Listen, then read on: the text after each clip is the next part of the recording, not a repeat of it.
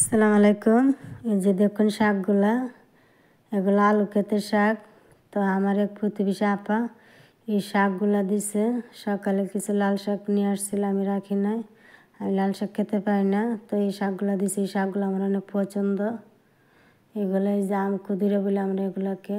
আর এই যে আম ক্ষুদিরাগুলো দেখতে অনেক ভালো লাগে। আর এই যে মোটা মোটা এই আম ক্ষুদিরা পাতাগুলো গুলগুলো হয়। আর এটাকে আমরা বলি লন্তি শাক। এই যে দেখুন পাতাগুলো পুরপুর লন্তি শাক। তো এখানে ভ্যারাইটিস শাক পাতা আছে। তো এই শাক পাতাগুলা দেখতে যেমন সুন্দর, খেতে ভালো লাগে, তার এই শাকগুলো আমার অনেক বেশি পছন্দ। আম ক্ষুদিরা, তারপর ডাঁটা, লন্তি, এগুলো আমার অনেক পছন্দের শাক। আর এগুলা দেখে আমার অনেক ভালো লাগছে। তো শাকগুলো আজকে ভাজি করব। দেখুন শাকগুলো আমি ধুয়ে নিয়েছি আগে, ধুয়ে তারপর এখন কাটতেছি, আবার কাটার পর আবার ধুয়ে নেব। তো শাকগুলা আমি কেটে নিচ্ছি, দেখুন দা দিয়ে কেটে নিচ্ছি শাকগুলা। আর আমি কাজ টাজ বেশি দা দিয়ে করি, ছুরি দিয়ে করতে পারি না। আর ছুরি দিয়ে করতে সুবিধাও পাই না। দা দিয়ে আমার কাছে অনেক ইজিলি সব রকম শাক সবজি কাটতে পারি। তো আমি দেখুন শাকগুলো কুচি করে নিয়েছি। এখন আবার শাকগুলোকে আমি আরেকবার ধুয়ে নেব। আর এখানে রসুন পেঁয়াজ কুচি করে নিয়েছি।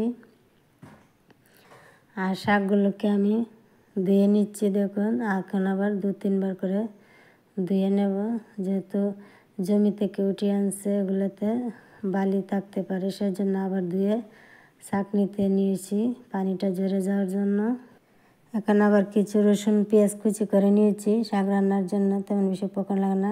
3টে শুকনো মরিচ টালাই আছে, আর টালবো না নতুন করে। রসুন পেঁয়াজ কুচিটা আমি ফ্রাই প্যানে ভেজে নিচ্ছি। শুধু লবণ হলেই চলবে, শাক রান্না করতে তেমন কিছুই লাগে না, শুধু রসুন পেঁয়াজ আর লবণ হলেই চলে। আর কয়েকটা শুকনো মরিচ যারা খান তারা টালতে পারেন। তো আমার টালা আছে 3টে শুকনো মরিচ, তাই নতুন করে টাললাম না। শাকটা দিয়ে ভাজি করে নিচ্ছি। আর কাঁচামরিচ থাকলে অনেক ভালো হতো, 2-3টা কাঁচামরিচ দিয়ে দিতে পারতাম। যাই হোক, কাঁচামরিচ নাই, শুধু শাকটাই ভাজি করে নিচ্ছি। আর শাক ভাজি এমনি লবণ পেঁয়াজ কুচি আর রসুন কুচি দিয়ে ভাজি করলে শাক অনেক স্বাদ হয় খেতে। আর লবণটা একটু পরে দিলাম, যেহেতু শাকটা পরিমাণটা দেখে আমি লবণটা দিয়ে দিলাম।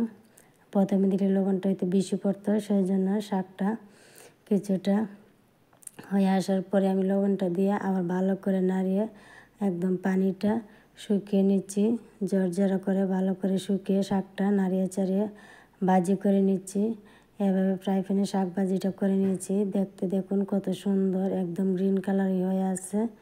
তো শাকটা আমার ভাজি হয়ে গেছে। আর এখন ফ্রাই প্যান থেকে নামিয়ে নেব। দেখুন শাক ভাজিতে রসুন পেঁয়াজটা একটু বেশি হলে খেতে ভালো লাগে আর দেখতেও সুন্দর লাগে। তা আমি একটা বাটিতে নিয়ে নিচ্ছি খাওয়ার জন্য। শাকটা হয়ে গেছে। আর শুকনো মরিচ আগে থেকেই 3টে টালা আছে, সেজন্য আর আমি নতুন করে টালি নাই।